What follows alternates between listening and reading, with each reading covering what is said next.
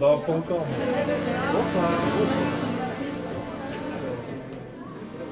Bonsoir. Je me mets debout parce que je me dis peut-être pour ceux du fond, celles et ceux du fond, vous nous voyez mieux, non ? Ouais. Merci Victoire. De rien. Non mais tu peux rester assis hein, si tu veux, mais au moins pour dire bonsoir. Bonsoir. Bonsoir. Ok, bonsoir à tous. Donc, on fait cette rencontre entre Juliette Drouhard et moi, bien qu'on se soit déjà rencontrés et qu'on se connaisse bien. On fait donc cette rencontre autour de sortir de l'hétérosexualité et du livre Le cœur sur la table. On fait sortir du cœur sur la table. Et donc, merci beaucoup de vous être déplacés, d'être présente. En fait, on va échanger pendant une petite demi-heure. Et en fait, ce qui nous intéresse vraiment, c'est d'avoir vos questions les plus spontanées, viscérales et sincères possibles pour qu'on échange avec vous, voilà, sur tous ces sujets. Donc n'hésitez pas. Donc moi je vais animer cette rencontre, je m'appelle Victoire Tuaillon, c'est enregistré parce qu'ensuite on va le diffuser dans le podcast documentaire Le cœur sur la table que j'ai créé, avec lequel on travaille avec toute une équipe, un podcast dans lequel on cherchait à nommer des horizons désirables pour nos relations affectives, et c'est cette quête qui existe maintenant en livre, voilà. Je suis en fait assez intimidée malgré tout, même si on se connaît très bien, parce que je dois dire que ton travail, ta pensée, nos conversations ont bouleversé assez profondément ce que je croyais savoir du genre, du féminisme et du patriarcat, et ce depuis notre première rencontre. Et donc ça a aussi bouleversé ma vision de l'amour et des relations. Et donc je suis extrêmement heureuse que ta pensée soit maintenant accessible dans ce livre, dans ton premier livre. J'espère qu'il y en aura bien d'autres. Sortir de l'hétérosexualité. Parce que c'est vraiment un livre qui est écrit dans un langage extrêmement accessible. Vous n'avez pas besoin d'avoir fait des très longues études pour le comprendre. Tu expliques des choses très difficiles et en même temps fondamentales avec un langage simple. Tu as vraiment fait l'effort de te mettre à la portée de tous. Donc je suis vraiment fière qu'on le publie à Binge Audio Édition. Bonsoir Julie. Bonsoir Victoire. Tu as 35 ans, non t'en as 34 pour encore quelques jours. Sur la 4e de couverture de ce livre, tu Scorpion. Ah oui, c'est ça, ouais, l'astrologie, gros truc. C'est quoi le truc avec l'astrologie ? C'est quoi le truc ? Je sais pas, moi je peux rien en dire. Tu vois, je suis pas si queer que ça, hein. Il me reste encore des petits... Oui, c'est ça, parce que ouais. Et, parce qu'il y a des gens qui rigolent, mais peut-être tout le monde rigole pas parce qu'on comprend pas trop le rapport entre le queer et l'astrologie, mais il y en a un. Eh ben, moi non plus, tu vois, mais mais il y en a. Non, si, en vrai, c'est quand même creuser des systèmes de pensée, de croyances qui soient pas déjà défrichés par une norme majoritaire, quoi. C'est réexpliquer le monde autrement. Et rien que ça, je trouve ça intéressant. Après, il y a des personnes qui s'y connaissent mieux que moi qui diraient mieux, mais voilà. Ok. Tu dis, parce que tu as prononcé le mot queer, que tu peux être référencé, c'est ce que tu as écrit comme biographie, et j'adore cette biographie de 4e de couverture, je vais la relire vraiment pour le plaisir. Tu dis de toi: après avoir été assignée femme le 18 novembre 86 à Angers, Juliette Drouhard décide de tenter autre chose. Et c'est tellement un bon projet de vie, je me dis, pour nous tous, de dire ça. Voilà, nous avons été assignés hommes ou femmes à telle date, et ensuite on peut décider peut-être autre chose, parce que le programme n'est pas très intéressant quand même, si on est assigné comme ci ou comme ça au début. Et ensuite tu écris: peut être référencé comme thérapeute, activiste, artiste, chercheuse, gouine, trans, PD, blanc, blanche, valide, mince, de classe moyenne. Avant de publier ce livre, tu as à ton actif de nombreuses années de militantisme. Tu as organisé le festival Sortir de l'hétérosexualité il y a 2 ans, qui a rendu furieux plein de gens. Ah ouais. D'ailleurs, le titre du livre aussi, mais on va en reparler.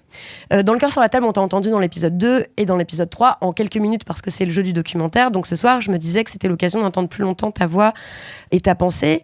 Et par tes interventions et ton travail, tu nous fais comprendre à quel point l'hétérosexualité, c'est un système, ce qui devient de mieux en mieux compris, y compris dans les milieux féministes mainstream, quand il y a 2 ans, c'était une idée qui était très compliquée à défendre.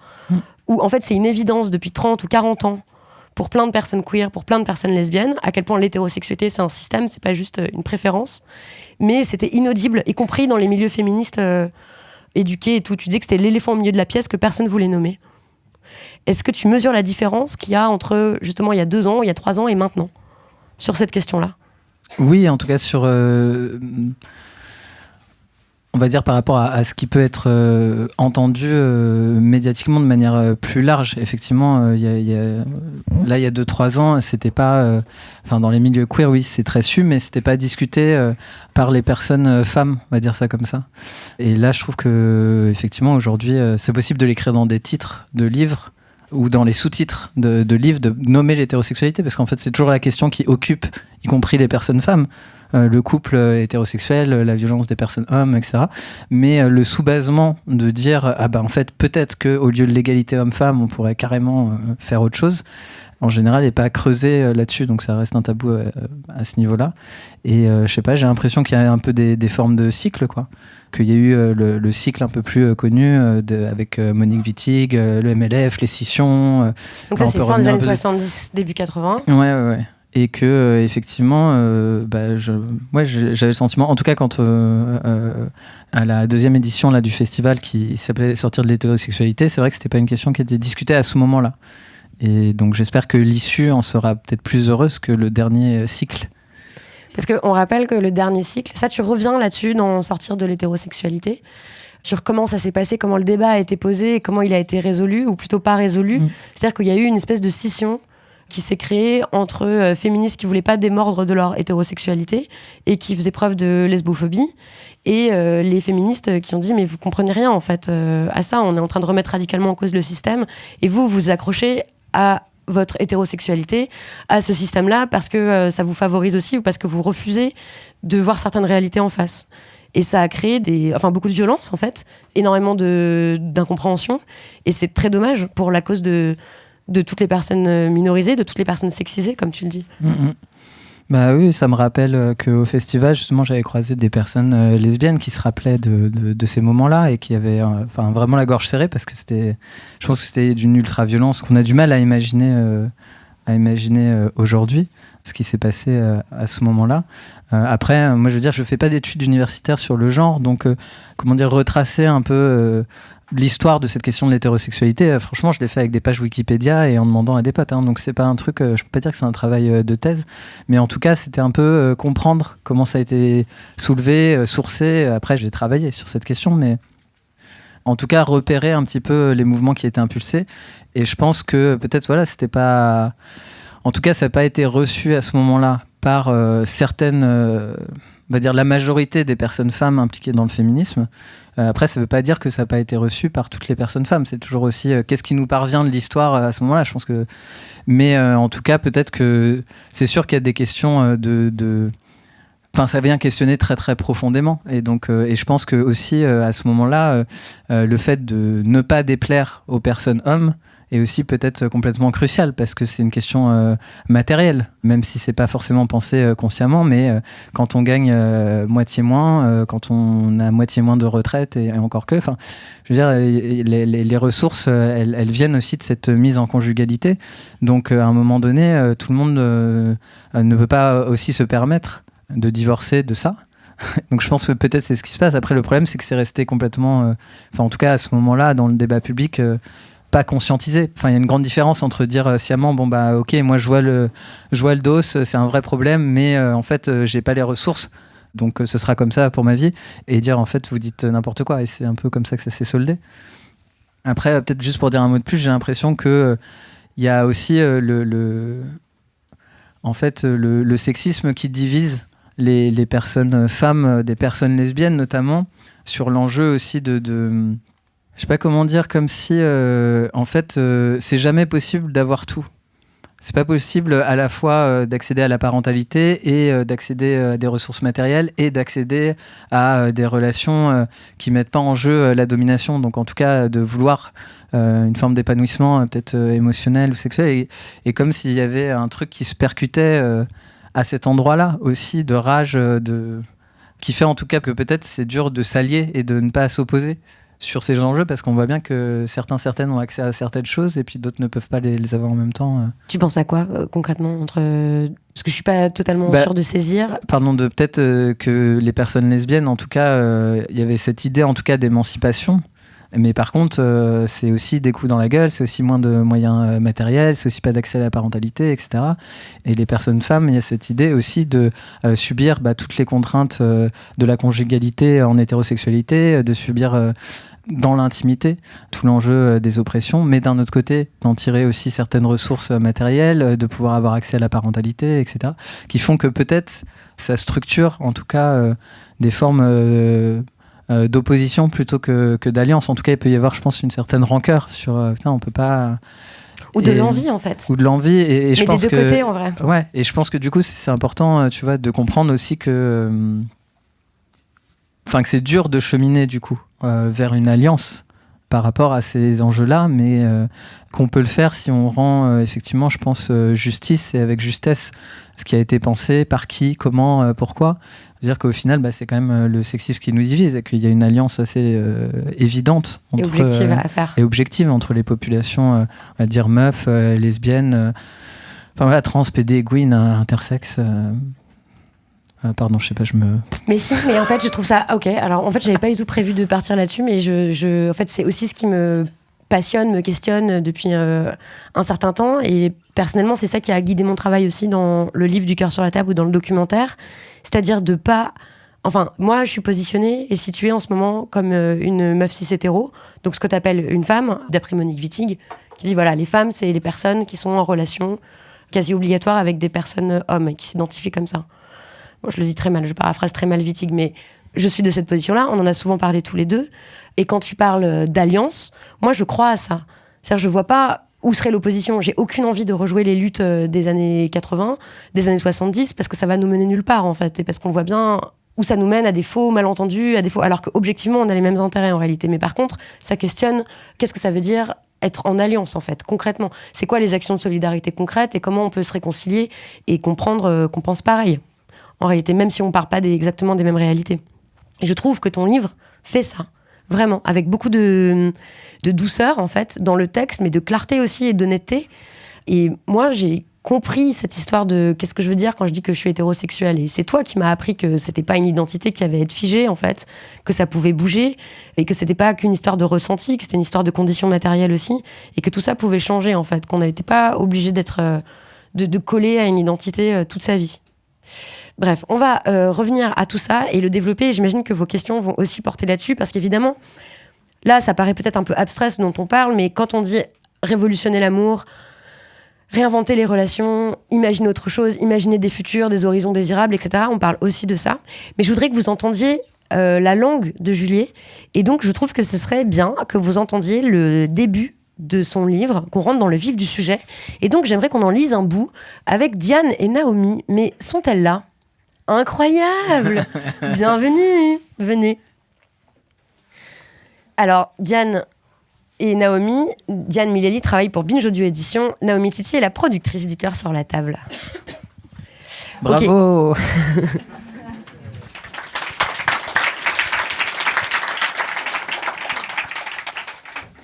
Donc, ton livre, page 13.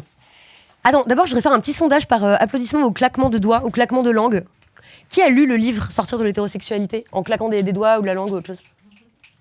Ah, vous allez donc découvrir ce texte maintenant avec cette lecture. Je suis ravie. Ok. Sortir de l'hétérosexualité. Démonstration par l'absurde. Si une voyageuse. Salut voyageuse. Salut. Si cette voyageuse débarquait dans notre société, donc vous venez de débarquer dans notre société, vous ne connaissez rien du tout de notre organisation sociale, un dialogue étonnant pourrait avoir lieu avec vous. J'étais à ce que vous appelez la boulangerie ce matin. Il y avait une dizaine d'humains. J'ai demandé du pain et là, j'ai rien compris à ce qui s'est passé. Une personne m'a tendu une baguette en disant « Tenez, monsieur ». Et une autre s'est énervée en disant « Mais non, c'est une dame ». Tout le monde a eu l'air très stressé. Moi-même, j'ai commencé à avoir des sueurs froides. Est-ce que monsieur ou dame, c'est une forme de titre ou de grade ? Je me suis un peu rencardée avant de venir et j'ai vu que vous aviez des titres genre duc ou roi. Du coup, là, est-ce que c'est la même chose ? Ah oui, c'est malheureux. Vous avez eu un coup de chaud. Ça arrive quand on découvre pour la première fois qu'on a un sexe. Vous voulez dire des organes génitaux ? Tout le monde n'en a pas ? Si, mais il y a différentes formes, quoi. Et ça sert à acheter du pain ? Non, bien sûr. Je comprends rien. Honnêtement, moi non plus. Admettons. Mais du coup, on était tous habillés, là. Donc comment on fait pour savoir qui a quoi ? Bon. Il y a des codes. En gros, chaque humain enfile une espèce de panoplie.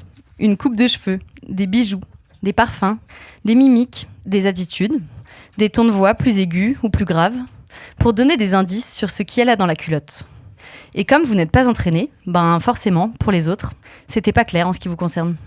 Mais j'ai pas envie qu'on pense à ma nudité quand j'achète du pain. Ah ouais, ça c'est sûr, c'est un peu intrusif. Mais vous avez quoi dans la culotte du coup ? Mais je vous emmerde. Désolée, c'est que contrairement à vous, je n'arrive pas à percevoir l'autre en tant que personne. Il faut vraiment que je vous classe selon votre sexe d'abord. Ça va vraiment pas bien chez vous, hein. Soit, procédons. J'ai un gland, un prépuce, une tige. Ah, la tige, quelle longueur ? 15 cm. C'est un pénis, vous êtes un homme. 15 cm, 11 cm internes et 4 externes. C'est un clitoris, vous êtes une femme. Bon, 4 cm externes, c'est un peu trop quand même. On vous aurait mutilé à la naissance si vous étiez né ici. Vous comprenez ? Faut que ce soit clair la longueur externe. Mettons que je sois une femme. Vous m'aiderez à me faire repérer en tant que telle ? Oui, je vous ferai un training accéléré. Vous pouvez commencer par regarder beaucoup de films, ou même, en fait, toutes les images qui vous entourent. Vous verrez, il y a tout le temps les mots hommes et femmes sur les pancartes, avec les symboles adéquats. Ça s'appelle pas propagande ? J'ai vu ça quand je me suis éduquée sur vos idéologies politiques. Bon, bref. Ce qu'il faut que vous reteniez, c'est que quand vous êtes une femme, il faut être stressé. Ça veut juste dire flipper plus ou moins continuellement. Vous serrez les fesses, vous croisez les jambes, vous portez les vêtements et les chaussures les plus inconfortables. Surtout quand vous croisez des hommes.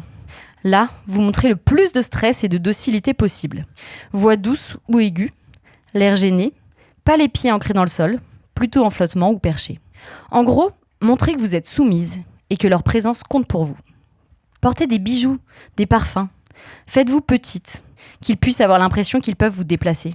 Que leur regard vous fait exister, vous émeut. Créez une sorte de tension sexuelle et montrez un maximum de déférence. Je veux plus être une femme. Ah ouais, ça. Mais c'est important, parce que sinon, ils vous punissent. Ça peut être des coups, une baisse de salaire, rentrer dans votre corps sans que vous le souhaitiez. Un viol, quoi. Donc si j'ai bien compris, être une femme, c'est avoir une position de merde pour éviter quelque chose de pire. Vous avez l'esprit de synthèse. Et du coup, c'est pour ça qu'ils vous obligent à vivre avec eux, en couple, pour que chacun puisse surveiller une femme, en plus de la surveillance collective. Ah non, ça, c'est l'amour. Aimer, chez nous, c'est choisir des personnes avec qui on peut se sentir en sécurité, avoir des relations symétriques en termes de pouvoir et réciproques en termes d'échange. Ah oui, mais ça, c'est chez vous. Ici, pour les femmes, l'amour, c'est oublier ses propres besoins pour servir ceux des autres. Pour les hommes, c'est différent. L'amour, c'est profiter. Profiter des services rendus gratuitement. Les femmes vous font des pipes quand vous êtes ronchon, lavent vos slips, s'assurent que toute la famille va bien émotionnellement en faisant la navette entre les uns, les unes et les autres, etc. Imaginez si on devait payer tout ça. On ne s'en sortirait pas économiquement. C'est acquérir de jolis objets, les femmes, les porter à son bras et les jeter quand ils sont moins jolis ou hors service. Mais c'est aussi un peu stressant, parce qu'il faut maintenir un rapport de force. On ne sait jamais si on est aimé pour soi ou si l'autre y est obligé. Et il ne faut jamais se dévoiler. Mais vous dites plus rien ? Vous ne trouvez pas ça excitant ? Non, je trouve pas, non. Bon, écoutez. Les hommes, les femmes, leur rapport, ça s'appelle l'hétérosexualité. Vous vous y ferez comme tout le monde. Enfin, j'espère que vous pourrez rattraper votre retard. Normalement, on est baigné dedans depuis la naissance. C'est comme du lubrifiant. Du coup, ça fait beaucoup moins mal au cul.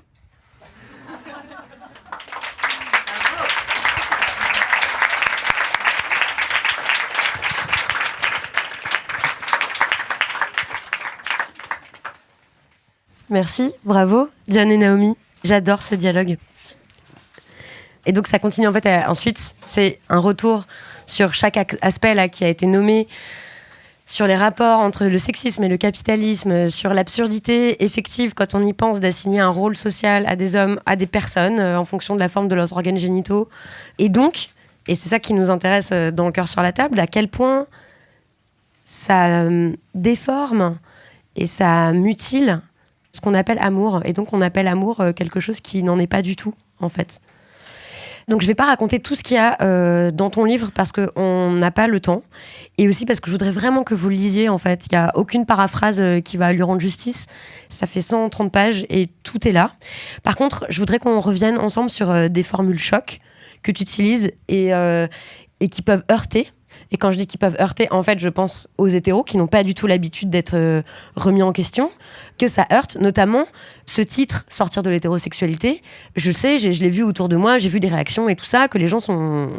Enfin, les gens, certaines personnes en tout cas, trouvent que c'est vraiment horrible, quoi, avec des réactions du type « mais foutez-moi la paix ». Je comprends pas pourquoi vous remettez en question ça, j'ai pas choisi, qu'est-ce que ça veut dire sortir, pourquoi on serait obligé de sortir et tout. C'est au dehors. Déjà, c'est ça. Bah oui. Et en fait, vraie question. Et moi aussi, quand je t'ai rencontré la première fois, j'étais là, bah d'accord. Bah merci, arrête de m'engueuler. Mais enfin, en plus, tu m'engueulais pas du tout, mais je me sentais engueulée. Déjà, c'était ça. C'était quand même assez. Voilà. Mais du coup, moi, j'étais là, j'aimerais bien, mais je peux point. Je sais pas comment on fait. Voilà. Ok, donc t'expliques tout bien dedans. Pourquoi, parce que maintenant ça fait plusieurs années que tu es habitué aux réactions des personnes sur cette formule qui les choque. À ton avis, pourquoi ça provoque des réactions pareilles ? Après, en vrai, je capte, c'est parce qu'il y a ce parallèle qui est fait comme si on parlait d'une orientation sexuelle et comme si on disait, du coup, il y a le parallèle qui est fait, qu'est-ce que ça vous ferait si on vous disait sortir de l'homosexualité, quoi. Donc je capte la réaction et en même temps quand les personnes disent ouais mais tu pouvais pas dire hétéronormativité, je dis bah non en fait, parce que justement il s'agit aussi de ça. Enfin, d'une part il y a aussi la dimension de la sexualité, mais surtout hétérosexualité dans la racine ça veut dire l'autre par la sexualité ou par le sexe. Et en fait c'est très important de dire ça parce que c'est hyper particulier. Je veux dire on l'a vraiment naturalisé, mais en soi de se dire on va organiser toute notre société en fonction de qui a quels organes génitaux, c'est un vrai délire. Non mais vraiment, c'est un vrai délire. On est les premiers à pointer les croyances des autres, genre wesh, toi tu crois en ça, mais sérieusement, t'habites où ? Mais ça, c'est vraiment de cette teneur en fait. À quoi ça me sert de connaître vos caractéristiques sexuelles primaires ou secondaires ? Enfin, ça n'a aucun sens. Donc hétérosexualité, ça veut vraiment dire ça. Autre, l'altérité est créée sur cette base-là. Et on n'en a pas besoin. C'est-à-dire qu'on peut tout à fait, je le redis, mais pour moi c'est important, de cet imaginaire, en fait, sinon il y a quoi ?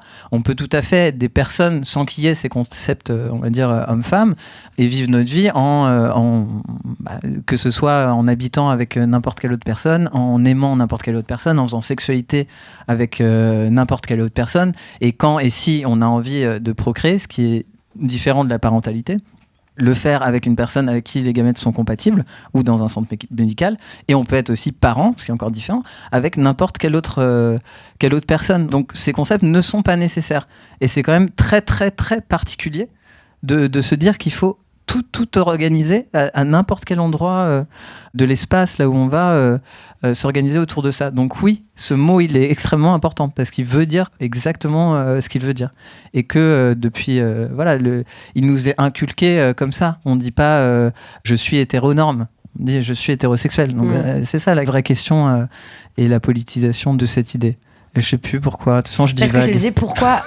Non, mais si, ok. Parce que je disais pourquoi ça provoque des réactions comme ça. Oui, voilà. Pourquoi t'as pas dit sortir de l'hétéronormativité, quoique c'est aussi ton propos. C'est aussi une des voies possibles, en fait, de sortir de l'hétérosexualité. C'est aussi une des voies de dissidence. C'est aussi une des esquives. Oui. C'est aussi, voilà. C'est aussi une esquive. Mais là, ça dit vraiment plus ce que ça veut dire. Et en plus, parce que l'hétérosexualité, on peut dire que c'est une sorte de, je sais pas, de poupée gigogne, c'est-à-dire que c'est une mise en relation en fait constante de personnes étiquetées hommes ou étiquetées femmes. Et homme ou femme, ça veut dire dominant ou dominé de par nos organes génitaux. C'est tout ce que ça veut dire. Si on enlève ces concepts-là, ça vous empêche pas de respirer. Enfin, je veux dire, moi je m'en sers pas, tu vois, et je suis là. Donc ça veut vraiment juste dire ça. Et l'hétérosexualité, c'est vraiment se dire chaque personne dominée de par ses organes génitaux à la naissance et étiquetée femme, doit vivre toute sa vie et faire absolument tout et n'importe quoi avec chaque personne dominante du point de vue de ses organes génitaux. C'est tout. Donc c'est vraiment un programme en fait très étrange quand on accepte de prendre un peu de recul sur les croyances qu'on a. Et en plus, pour moi, c'était important aussi de le nommer parce que c'est une norme du coup qui s'observe pas.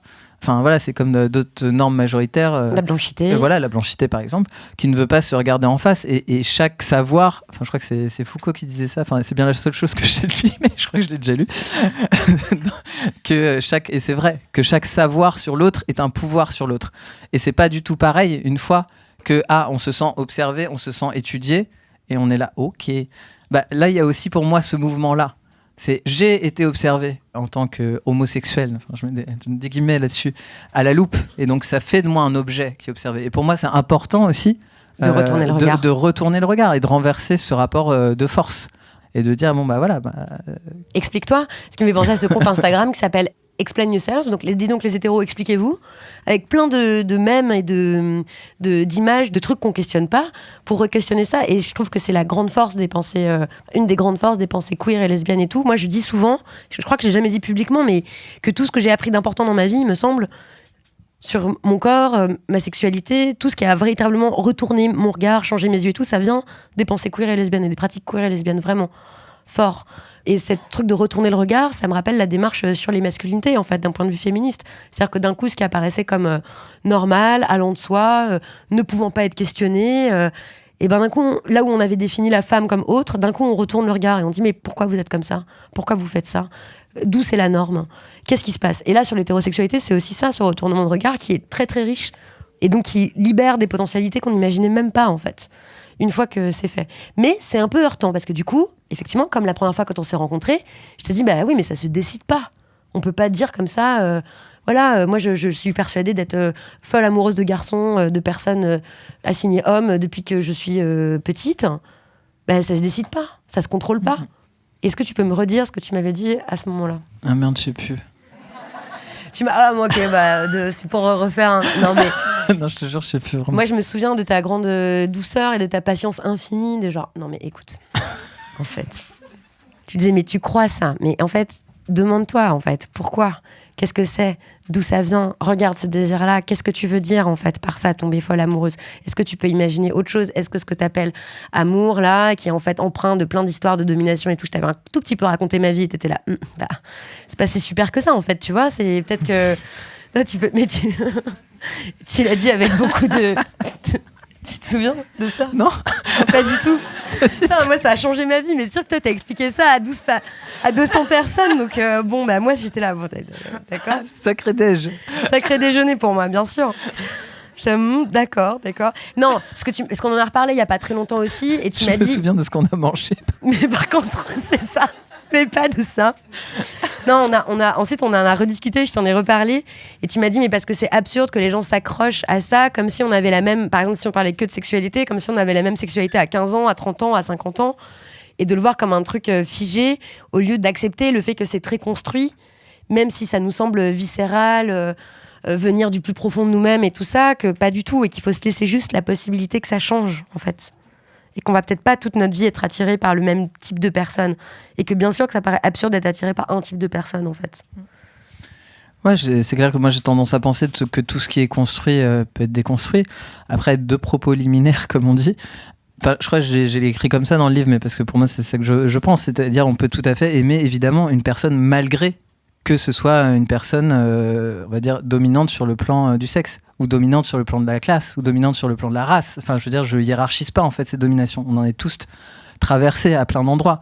Donc je suis pas, un donneur de leçons. Enfin, c'est pas parce que tout d'un coup on va s'écarter un peu plus, on va faire un pas de côté du sexisme que nos rapports relationnels sont plus traversés par d'autres enjeux de domination. Donc et vraiment, je le pense sincèrement. Je suis pas dans un Abou, tu fais pas ça. Enfin, bref, c'est parce plus que c'est comme complexe ça que c'est entendu.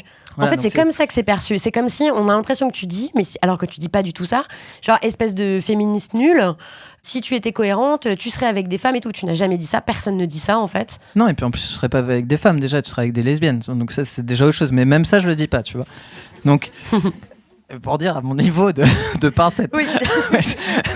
Mais en tout cas, voilà, je pense que de toute façon, pour avancer sur la question des dominations, c'est sûr qu'à un moment donné, embrayer la seconde, c'est de toute façon se questionner soi et ce qu'on fait avec les autres. De toute façon, on peut pas toujours se cacher derrière le mur de eux, c'est des méchants, mais moi, je fais tout bien. Non, c'est quand on est baigné là-dedans, toute notre société est structurée par là, donc on est forcément éclaboussé. Et en tout cas, nos rapports aux autres sont vraiment empreints de domination. On fait exister les autres par le rapport de force qu'on a sur eux. Donc ça se travaille.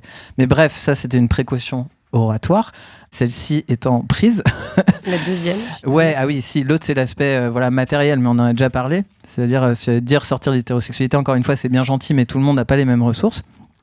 Et par contre, ce que je pense effectivement sincèrement, c'est que tout ce qui a été construit peut être déconstruit, et que c'est surtout, voilà, comme tu le disais déjà, notre sexualité, elle évolue en fait tout au long de la vie. Enfin, je veux dire, qui baisse de la même manière quand il est là, je vais prendre mon exemple, 34 ans, que quand j'en avais 18, quoi.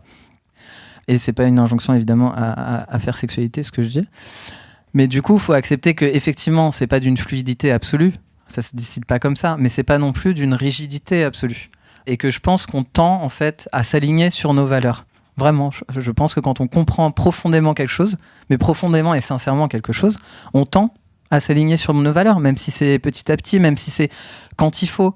Et je pense que évidemment que personne n'est né en se disant moi je veux absolument sucer ou lécher tel type d'organes génitaux et surtout que la personne soit dominante quand je le fais. Enfin, je veux dire, c'est un peu un délire de penser ça, quoi. Donc évidemment que ça se passe pas comme ça, et évidemment que je pense aussi que c'est les rencontres. Enfin, je veux dire, souvent les personnes disent ça, moi je suis hétéro, mais en fait, forcément, il y a que des hommes et des femmes vraiment dans ce terme sociologique que tu rencontres et qui sont autour de toi. Donc, quelles sont en fait les différentes corporalités, les différentes manières de les habiter qui sont rencontrées. Donc, c'est très... même quand c'est déclaratif comme ça, c'est pas forcément vrai parce qu'on n'est pas en contact en fait avec une vraie multiplicité de ce qui pourrait être. Et en plus, voilà, ça demande aussi... on est baigné dans un type d'image de l'hétérosexualité. Donc, c'est sûr que ça demande peut-être aussi de s'imprégner d'autres types d'images et de sexualité.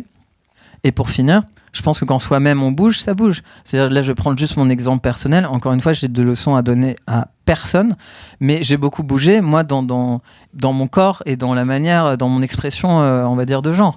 Donc, effectivement, j'ai été assignée femme. Je pense que pendant longtemps, j'ai vraiment performé. Je dis performé parce que c'était très conscient chez moi. C'était l'absurdité, on va dire, de ces jeux de rôle et de leur violence. Mais j'ai vraiment performé, on va dire, la féminité, donc avec un peu tout l'attirail des cheveux longs, des talons, des robes, voilà. Parce qu'aussi, il y avait des avantages, je pense, matériels, et c'était complètement inconscient, hein, je le dis. Parce que pour moi, la démarche consciente, en fait, elle est rare. C'est pour ça qu'il faut se donner le temps. Même quand on dit « moi, je suis pas ça », en fait, je pense que ça travaille pour nous. Et peut-être que quand c'est le moment et qu'il n'y a plus ces questions de ressources matérielles, en fait, il y a quelque chose qui se passe. Combien de personnes, une fois qu'il y a l'enfant, ça change des choses. Et juste pour finir, excuse-moi, c'est un peu long, mais quand j'ai été installé, en fait, dans la vie, et j'ai la chance aussi d'être personne valide, de classe moyenne, qui a plus cette question de ressources, il se trouve, comme par hasard, que c'est à ce moment-là que j'ai aussi entamé, moi, un processus de transition, et qui me semblait effectivement totalement aligné sur le fait que, oui, moi, j'ai jamais tenu à être une femme. En fait, ça m'a toujours saoulé dans ma vie, et je me suis fait agresser je sais pas combien de fois pour cette question-là. Personnellement, je m'identifie pas vraiment, je suis plus dans un mécanisme de, ok, c'est comme ça qu'on lit mon corps, et comment je navigue là-dedans. Donc j'ai pas un attachement spécifique à ça. Et donc je me suis juste dit, en fait, je veux plus être identifiée en tant que femme, ça me saoule, et puis ça me semble cohérent politiquement en termes de résistance. Et puis aussi, ça m'intéressait de tester la testostérone parce que c'est aussi un anxiolytique, un antidépresseur, un pourvoyeur de libido. Je me suis dit, si je peux voir le clit qui prend 3 cm, why not, tu vois. Donc j'ai bougé là-dessus.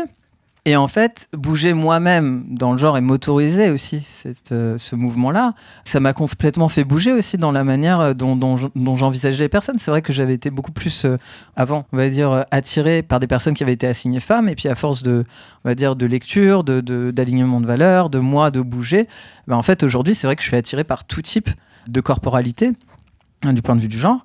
Et par contre, ce qui ne m'attire toujours pas, effectivement, c'est la domination dans ces relations-là. Sur cet aspect-là, c'est vrai que je suis allergique.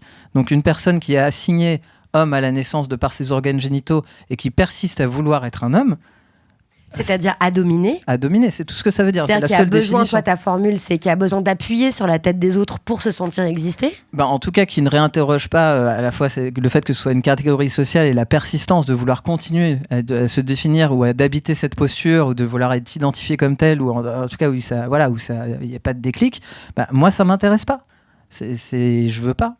Tu veux pas être en relation avec cette personne, ni amie, ni amant, ni rien. Et c'est très spontané, en fait. C'est pas que t'as décidé, c'est que vraiment ça t'attire pas, ça n'a aucun intérêt pour toi. Ça n'a aucun intérêt pour moi. Et encore une fois, c'est pas du tout lié aux caractéristiques sexuelles primaires ou secondaires de la personne. Et je pense que moi, de bouger dans le genre, ça m'a apporté ça. Toi, d'enlever un certain nombre de symboles aussi que j'attachais à la pilosité, à telle ou telle chose. Aujourd'hui, tu vois, j'ai des poils de barbe, ça veut plus dire masculinité pour moi.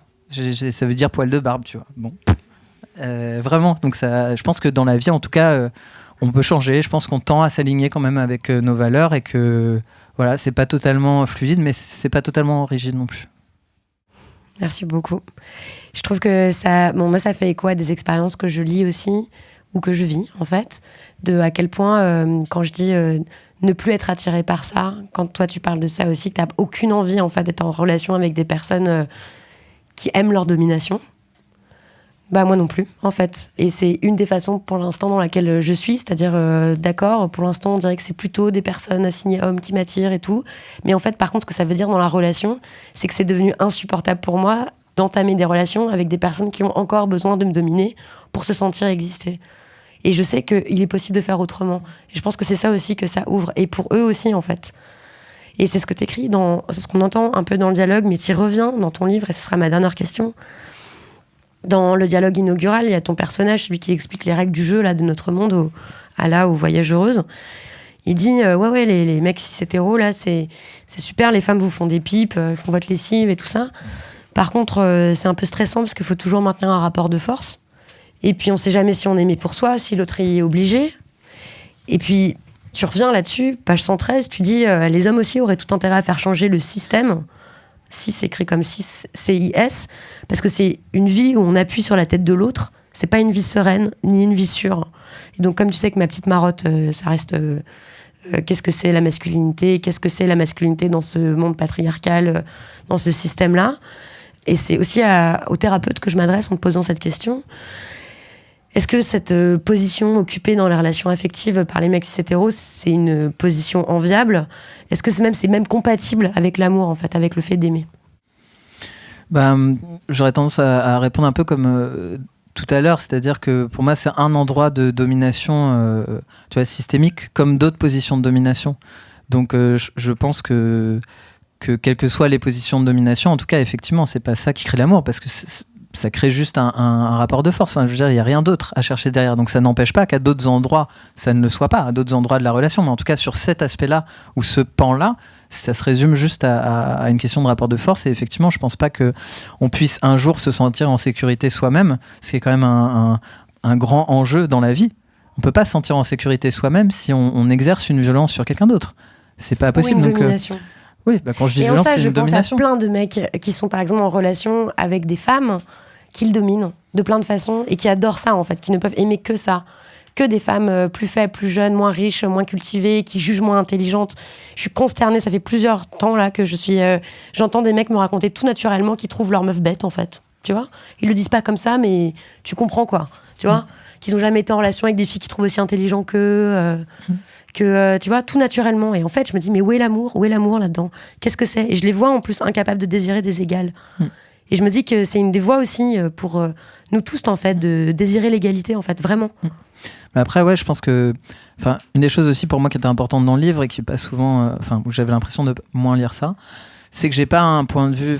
je prends pas du tout un point de vue de femme dans les luttes antisexistes. Vraiment, pour moi, c'est important de se décaler justement des questions dominant-dominé, donc des questions homme-femme et des questions d'hétérosexualité. Et donc à ce titre, c'est tout autant adressé évidemment aussi, la résistance, et qu'elle soit consciente ou pas, est évidemment tout aussi productive et louable pour n'importe quelle personne qui est étiquetée homme à la naissance, qui décide de chambouler la posture qu'on attend de lui, que ce soit dans la manière d'habiter un peu le genre qu'on attend, ou alors dans la manière de relationner, de sortir des cadres de l'hétérosexualité. Et c'est aussi un hommage à une résistance à ça. Donc je suis pas dans un point de vue, on va dire, féminin centré, ça m'intéresse pas. Et je pense que ce qui existe, le seul amour qui existe, c'est l'amour de soi. Vraiment. En fait, on nous a toujours appris l'amour comme étant relationnel. Et je pense qu'il y a un énorme problème là-dessus. L'amour, c'est pas d'abord relationnel. C'est-à-dire, du coup, sinon, on part d'une posture de manque, en fait, et de dépendance. Et je pense que c'est aussi vachement appris, cette question de dépendance à l'autre. Et je trouve que l'amour de soi, c'est vraiment la manière la plus juste de chercher. Et du coup, de pas se placer dans une position de dépendance ou de codépendance, mais juste d'envie de partager un certain nombre de secteurs ou de choses qui peuvent être diverses et variées. Donc c'est... Voilà, pour moi, c'est d'abord ça, ce que ça veut dire. En tout cas, si l'amour veut dire quelque chose, pour moi, ça voudrait d'abord dire l'amour de soi. C'est comme ça que j'aurais aimé, en tout cas, qu'on me fasse approcher cette question d'amour, de parler de l'amour de soi. Et peut-être plus une approche vraiment émotionnel, qui me fait comprendre que émotionnellement, quand je peux ressentir de la peur ou de la honte, c'est une manière de détecter un rapport de domination, et que du coup, il ne faut pas que je l'intègre comme étant une partie de moi détestable ou à détester, mais comme étant un rapport de domination. Et ça, par exemple, pour moi, ça aide à construire l'amour de soi. C'est de comprendre que si je ressens de la honte, c'est parce qu'il y a une humiliation. Et donc, c'est pas une partie qui doit être désaimée de moi. Je sais pas Si, je trouve ça très, très okay. intéressant. Et du coup... je trouve que c'est pas assez dit et qu'on cherche encore une fois en termes de carence et de dépendance chez l'autre, alors que je trouve ça plus productif. Ensuite, si on arrive à construire cet amour de soi pour soi et de tenir debout, voilà, de chercher ensuite sur des rapports plus d'envie en détaillant les différents plans. On peut avoir des envies ou des besoins affectifs et ou sexuels et ou intellectuels et ou matériels et voilà. Et qu'est-ce qu'on échange en fait Qu'est-ce qu'on crée ? Comment on prend soin de la créature qui existe entre nous, sur une base d'égalité, sans peur et sans honte. Et sans peur et sans reproche. Super, merci beaucoup Juliette Drouard. Merci Victoire, merci beaucoup.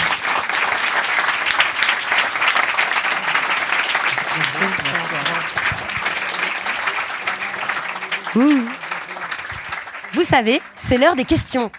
On a vraiment hâte de vous entendre. Vous pouvez poser toutes les questions que vous voulez, mais surtout les plus sincères, c'est celles qui nous intéressent le plus, les plus viscérales, celles qui viennent de vos tripes. Ce micro va circuler, vous pouvez lever la main.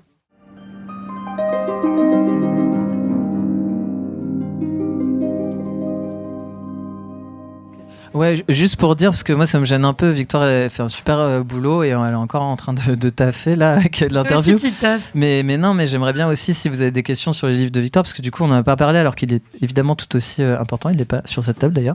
Donc je sais pas, je trouve ça m'intéresserait aussi perso en tout cas, c'est d'en savoir un peu plus. C'est tout. Est-ce que je pose quand même ma question ou est-ce que... Déjà, merci beaucoup. Je m'appelle Nova, je suis très touché. C'est vraiment, je pense, un livre qui va changer ma vie. J'ai ressenti plein de... Enfin, on parlait d'alignement, tu parlais d'alignement tout à l'heure. Je me suis senti aligné par chaque phrase de ce livre. Et je voulais poser une question qui n'est pas du tout cynique, qui vraiment est une vraie question. C'est, est-ce que ça peut exister un monde sans domination ? Ok, super question. Est-ce que ça peut exister ?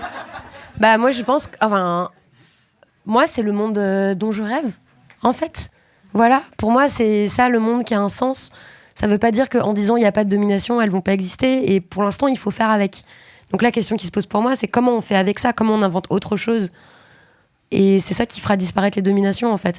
Et ça passe pas que par des mots ou par des relations individuelles, ça passe par des grands changements politiques, en réalité, pour penser autre chose que la domination. Mais moi, je pense que ça existe déjà et que c'est à partir des espaces où il n'y a pas de domination, où il y a toujours du pouvoir, par contre, ça, c'est une autre question, mais à partir des espaces où il n'y en a pas, quand on commence à vivre dans des lieux où il n'y en a pas, où il y a une grande réflexion là-dessus, où on se rend compte que oui, il y a autre chose qui est possible, un monde sans domination, c'est possible. Moi, c'est ce que je pense. Juliette, qu'est-ce que t'en penses ?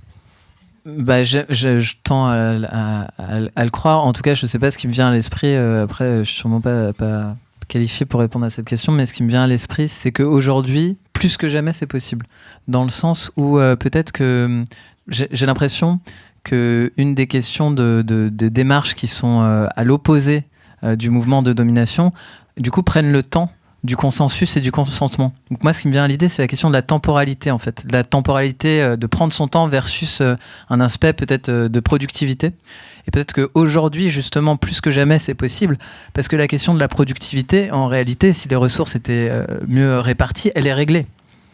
En fait, se pose pas la question de ne pas pouvoir produire assez pour une consommation et pourvoir à nos besoins essentiels. Donc ce serait j'ai le sentiment en tout cas que c'est un temps particulièrement adapté à pouvoir prendre du temps pour aller vers des rapports qui ne soient pas dans la domination, et peut-être que ce serait aussi ça permettrait aussi pour moi en tout cas de me dire au moins tout ça n'était pas pour rien, toute cette violence n'était pas pour rien, bref, voilà, je sais pas. Merci en tout cas Nova. Bonjour. Moi, j'ai une question que je me pose depuis un moment. Est-ce que sortir de l'hétérosexualité, ça veut dire à un moment aussi sortir du concept du couple ? Oui. Oui. Plus que tout. Et oui.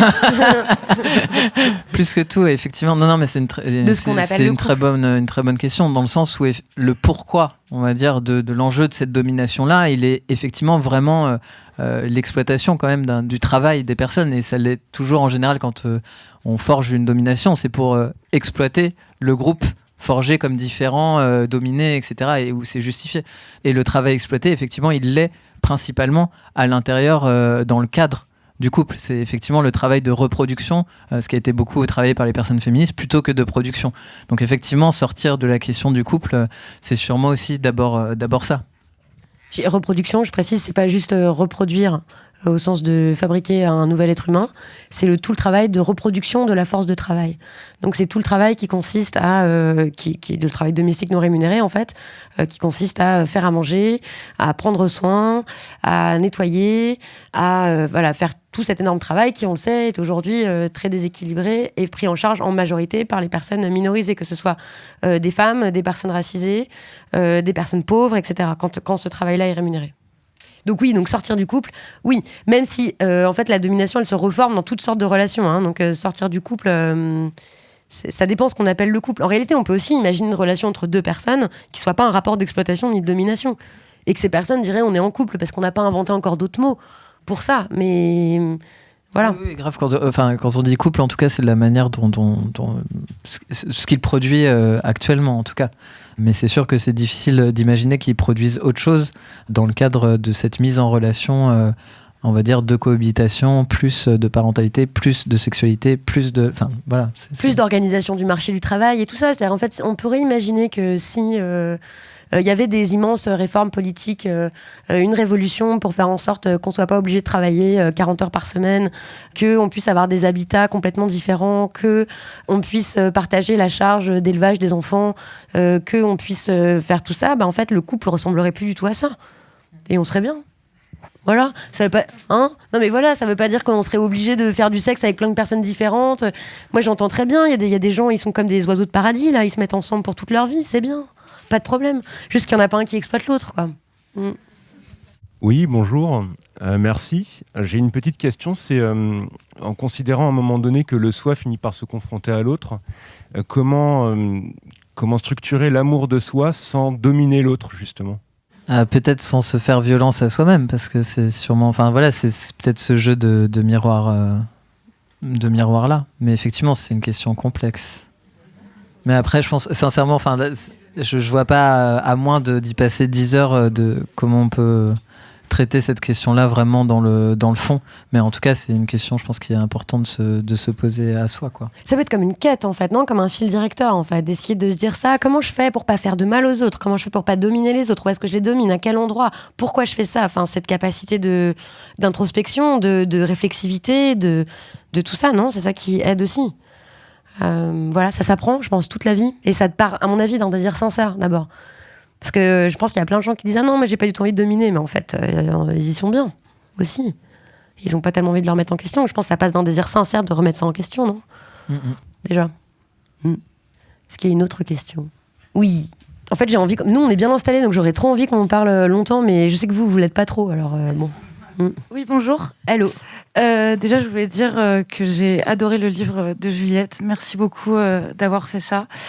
C'est un livre que je conseille à tous et toutes ici, vraiment. Et à toutes les personnes que je croise, je le conseille vraiment. Donc voilà, merci pour ça déjà.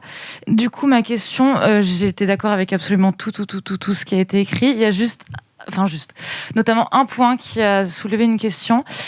Disons que mathématiquement parlant, on sait que pour perpétuer une espèce, il faut que, en tout cas sur le long terme, en gros, il faut qu'un être humain fasse un être humain, mathématiquement parlant, même si je sais qu'il y a toutes les questions de diminution de l'espèce humaine, du nombre qu'on est, etc. Mais si en tout cas on veut que l'espèce humaine, elle perdure. Et c'est un peu technique comme question du coup, mais je me disais, est-ce que sortir de l'hétérosexualité, ça ne mettra pas un frein à la perpétuation de l'espèce humaine, sachant que aujourd'hui, c'est notamment la mise en couple et l'hétérosexualité qui permet de se reproduire de la manière, disons, la plus simple possible. En tout cas, c'est comme ça qu'on l'imagine et tout ça. Et aussi, mon autre question qui est en lien avec ça, c'est est-ce qu'il n'y a pas qu'avec les technologies qu'on pourra perpétuer l'espèce humaine ? Et est-ce que du coup, sortir de l'hétérosexualité, ça va pas aussi, si on veut encore une fois se reproduire, etc., avec le fait de développer plein de nouvelles technologies, etc., et en tout cas de pas faire qu'il n'y ait pas vraiment un effondrement, tout ça qui ferait qu'il n'y ait plus autant de technologies pour se reproduire. Ma question n'est pas très claire, je suis désolée, j'espère que vous avez compris. Si, c'est clair, merci beaucoup. Je pense qu'en fait, là, la confusion qui est faite, c'est de confondre la procréation avec la parentalité. Parce que, en fait, la question de la natalité, bon, après, on peut en penser ce qu'on veut, mais je réponds à ta question, c'est-à-dire, est-ce qu'on doit autant ou pas? Bref, c'est un autre débat. Mais je veux dire, si on veut, ce soir, il y a 2 heures, on peut tous procréer, il n'y a pas de souci. Non, mais c'est vrai. Mais c'est totalement différent du fait d'être parent. Donc, ça pose pas la question de la natalité. Au contraire, j'ai envie de dire, ça libère les possibilités. Une fois qu'on accepte de ne plus aligner ces choses-là, ce qui a été naturalisé par l'hétérosexualité, parce qu'effectivement, on veut resserrer le rapport, encore une fois, de couple pour l'exploitation du travail, mais c'est pas 2 choses qui sont alignées. Et d'ailleurs, elles le sont alignées dans l'hétérosexualité que quand ça arrange l'hétérosexualité. Parce que par contre, quand ça peut pas, tout d'un coup, on peut faire PMA, donc on voit bien qu'en fait, il n'y a pas de lien entre biologie et parentalité. Donc voilà, c'est finalement... Par ailleurs, il n'y a souvent pas de lien entre la personne avec qui... Enfin, ça arrive, je veux dire, quand même assez souvent, c'est pas une anomalie, que la personne avec qui tu es censé avoir procréé soit pas vraiment cette personne-là, en fait. Y compris dans l'hétérosexualité. Absolument, il n'y a pas de... Ton père n'est pas ton père, et tu ne le savais pas. Tu vois, ça, en fait, bon, franchement, ça arrive hyper souvent. Ça n'a rien à voir, donc je dirais que c'est plutôt, en termes de potentialité, plutôt le contraire, dans le sens où ça donne un vrai choix pour tous de pouvoir ou pas accéder à la parentalité, et en se posant la question effectivement, de dire il y a une sexualité qui peut être liée à la procréation, une sexualité qui peut être liée au plaisir, et de développer aussi effectivement la question des technologies, parce que ça peut passer tout à fait, que ce soit par un coït, que ce soit par une pipette, que ce soit par un centre médical. Voilà, il n'y a pas... Donc ça, je pense que c'est aussi une prospective.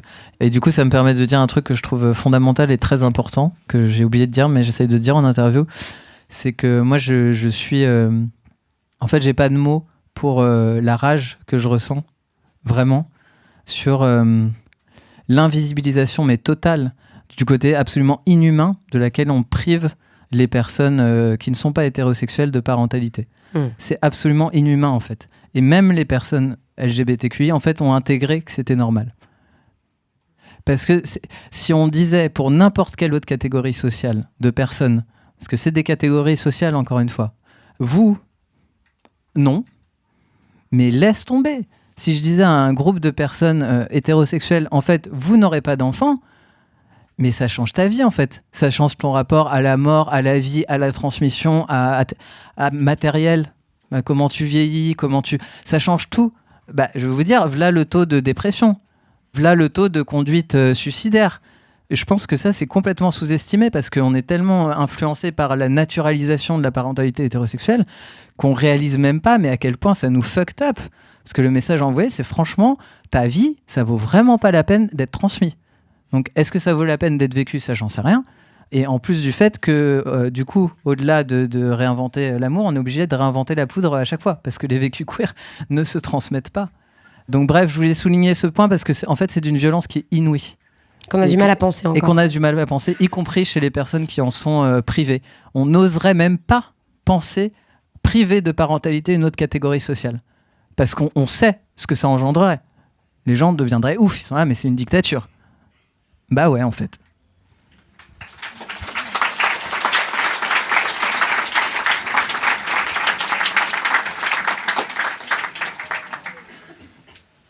Bonsoir. Je voulais juste, déjà vous remercier et juste vous dire que en tout cas j'ai été vraiment chamboulée en tout cas par tout votre travail et notamment les podcasts. Ça m'a vraiment changée et j'ai été impressionnée par la clarté du raisonnement déjà et la profondeur de l'introspection que j'ai trouvée impressionnante.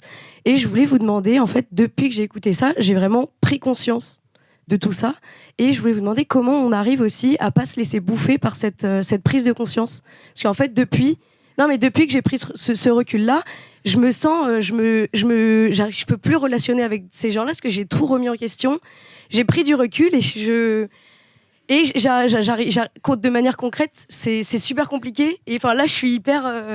Enfin bref, mais voilà. Juste comment on arrive à pas se laisser bouffer par tout ça. Mais merci en tout cas d'éveiller ça et de mettre cette petite graine en tout cas que j'essaye de diffuser partout. Voilà. Merci. Bon bah déjà je te vois sourire quand tu dis ça, donc je me dis ça va aller. T'inquiète. Faut que tu trouves ta meute. Hein, les gens qui ont compris, les gens comme toi, les gens... Voilà, qu'en fait, ça ouvre d'autres possibles. C'est juste qu'il y a des relations qui vont mourir, du coup. Il y a des créatures qui vont avoir fait leur temps, en fait, au sens de... Nos relations sont des créatures, alors... Voilà, il y a des créatures qui vont partir, et puis tu n'auras plus rien à dire à certains types de gens, ça va pas du tout t'attirer, ça va pas... Puis au fur et à mesure, tu rencontres d'autres personnes qui comprennent ça, qui veulent aussi créer des relations différentes, tu vas trouver ta meute, quoi. Hein, ça, voilà, je pense. Et puis quand tu dis pour pas se faire bouffer...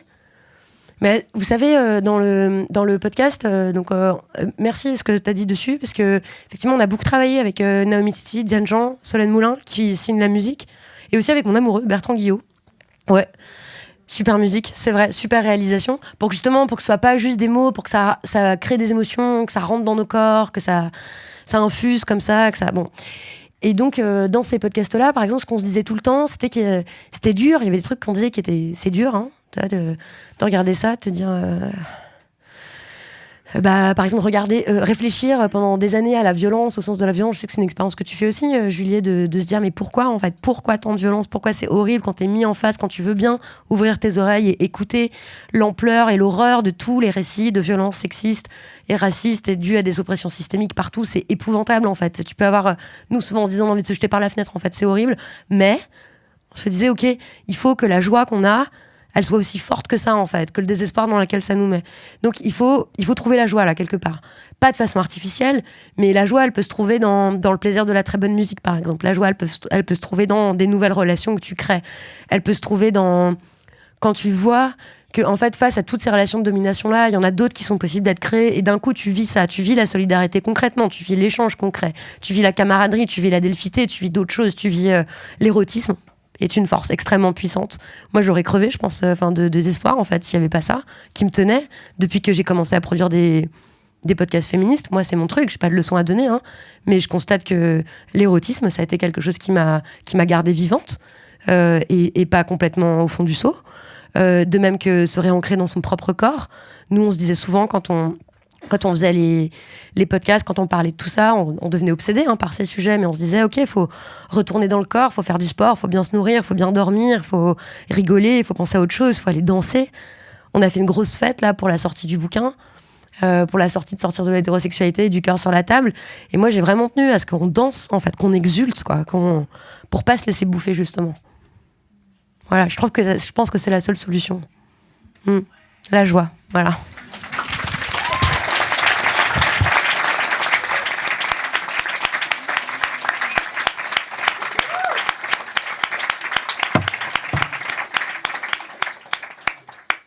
Bonsoir.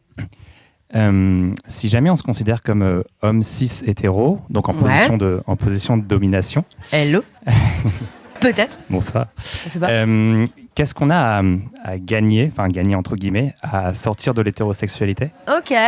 Non mais bonne question, d'accord. Je pose la question, mais c'est pas pour moi, c'est pour un ami.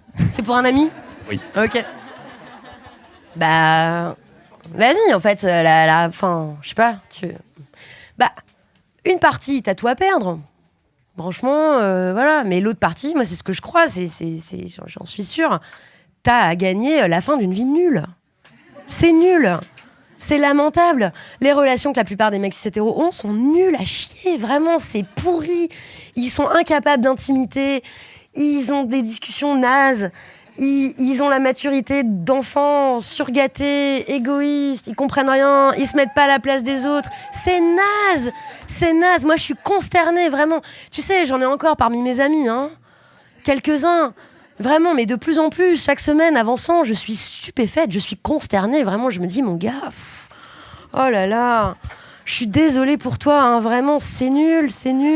Tes amitiés sont sous-développées, tes amours ressemblent à rien, tu méprises ta meuf, t'es incapable d'intimité, c'est nul en fait. Ta sexualité est même pas très intéressante, tu comprends rien à ton corps, c'est naze, voilà. Donc moi je trouve que ça a un sens existentiel en fait, de prendre conscience de tout ça. Voilà, c'est ça, moi, le sens que je donne à ça. Donc, c'est quoi l'intérêt ? Bah, je sais pas, une vie riche, pleine de sens. Le sens, c'est l'amour, en fait. Voilà, peut-être. C'est ça qui a gagné.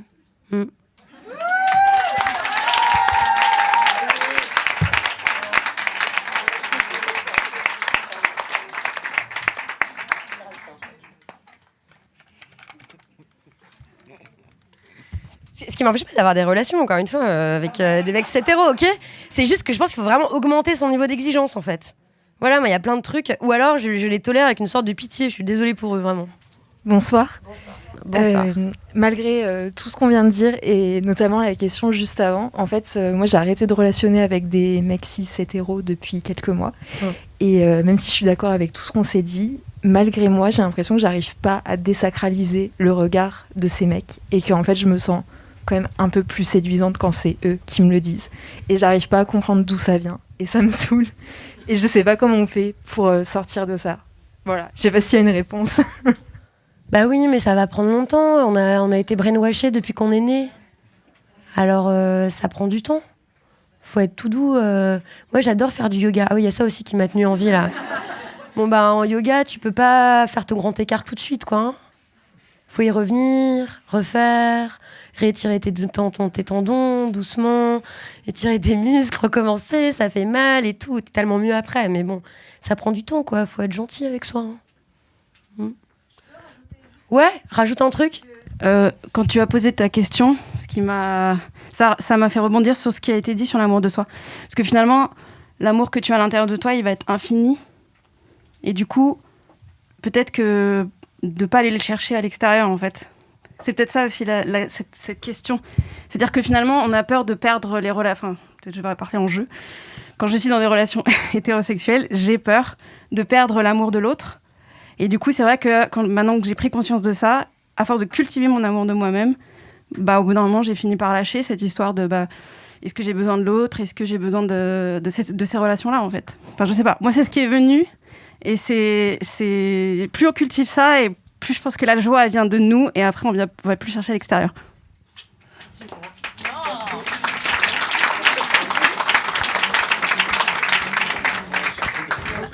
Je suis complètement grillé. Non, mais ce qui me venait aussi en tête, c'est juste que il y a pas. Pardon, j'arrive même plus à tenir le micro.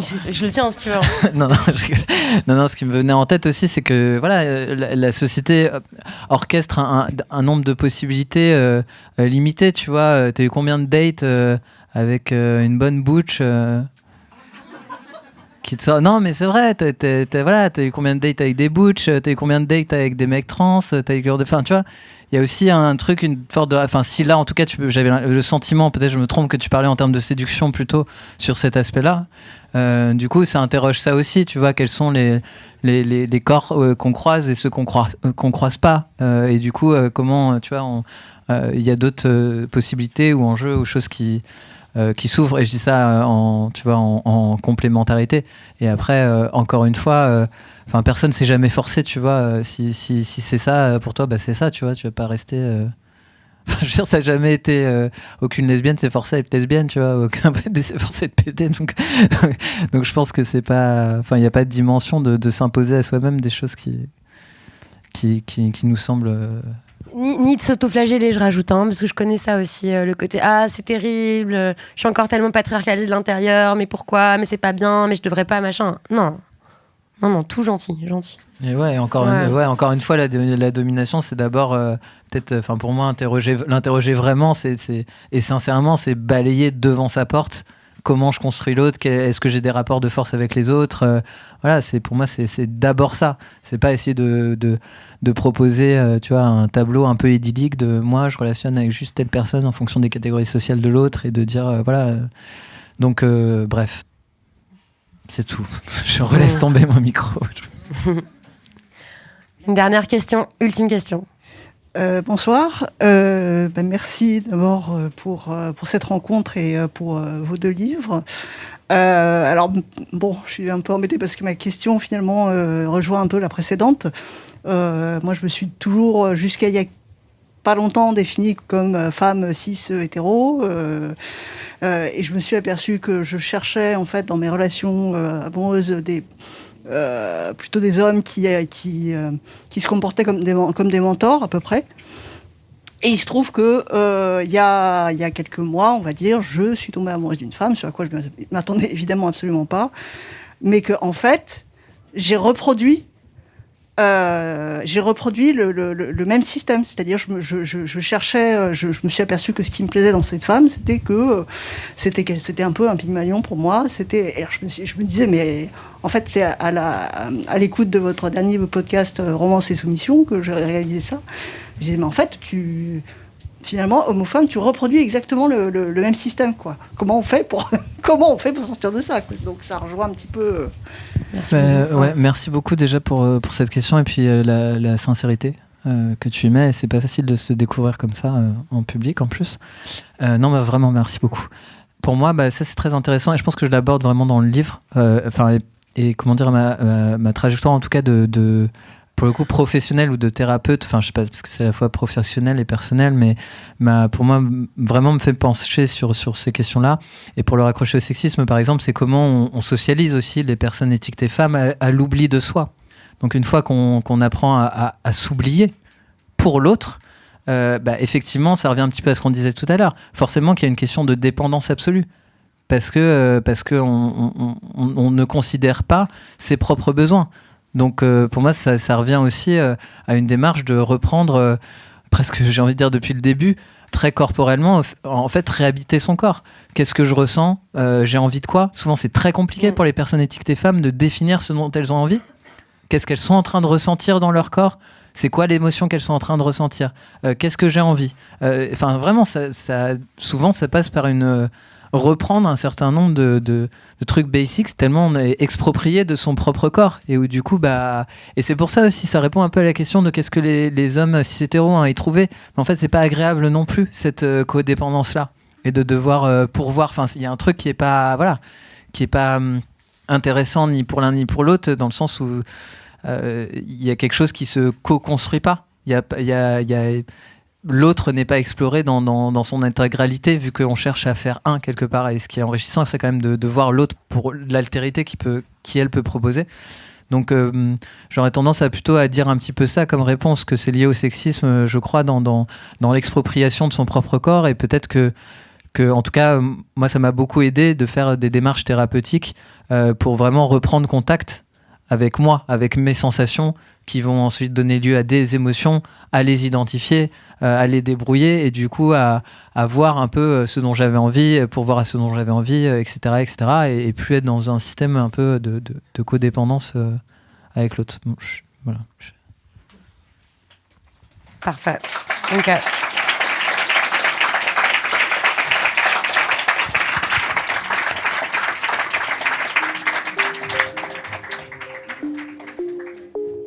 merci, bien sûr. Pas au revoir, parce que du coup, on reste là. On va signer des livres. Je vous remercie. Merci pour votre présence, pour vos questions. Moi, je pense aussi que les conversations comme ça sont des co-créations, non seulement entre les personnes qui parlent, mais entre les personnes qui écoutent et celles qui parlent. Donc, merci pour votre part de la création. Voilà. On est là. Merci de ouf. Merci. Ouais. Et voilà, lisez des livres. Vive les révolutions romantiques. Vive les grandes réflexions. Salut!